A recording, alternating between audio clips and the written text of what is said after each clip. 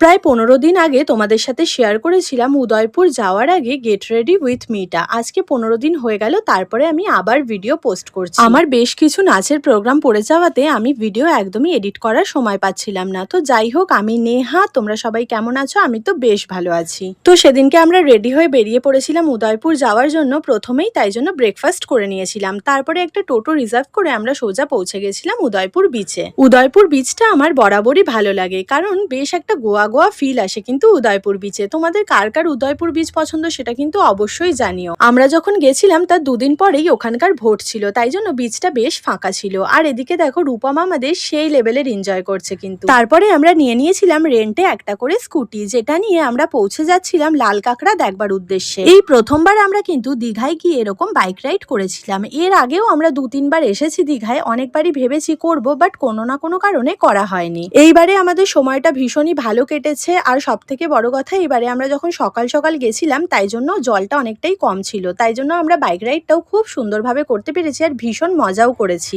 তারপরে আমরা বেশ আনন্দ করেই যাচ্ছিলাম। মাঝ রাস্তায় আকাশ গাড়িটা থামিয়ে দিয়ে বলল, তুই চালাবি আর আমি বসে বসে যাব। বাট আমি তো চালাতে পারি না, তাও ও আমাকে শিখিয়ে দিয়েছিল। আর ও এরকম সবসময় আমার মাথা খারাপ করে বাইক স্কুটি চালানো শেখবার জন্য। আকাশের বাইকটা যেহেতু প্রচন্ড ভারী, তাই ও আমাকে ইনফ্লুয়েন্স করলেও আমি একদমই সাহস দেখাই না, বাট স্কুটিটা চালিয়ে আমার বেশ মজা লেগেছিল। যাই হোক, তারপরে আমরা ফাইনালি পৌঁছে গেছিলাম লাল কাঁকড়ার বিচে। আর এখানে দেখো গিজ গিজ করছিল লাল কাঁকড়া, যেটা দেখতে ভীষণই ভালো লাগছিল। লাল কাঁকড়া দেখবার পরে আমরা ওখানে সবাই মিলে একটুখানি রিলস করলাম, অনেক অনেক ফটো তুললাম আর খুব আনন্দ করলাম। আর আমাদের এইখানে পৌঁছানোর জন্য এক একটা স্কুটিতে ভাড়া নিয়েছিল ১৫০ টাকা করে।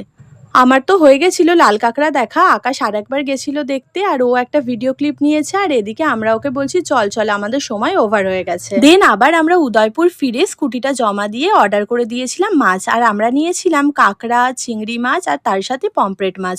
সেই দিনকে চিংড়ি মাছটা যা বানিয়েছিল মানে অসাধারণ। আমি এখন ভয়েস ওভার দিতে দিতে আমার আবার লোভ লেগে যাচ্ছে দেখে।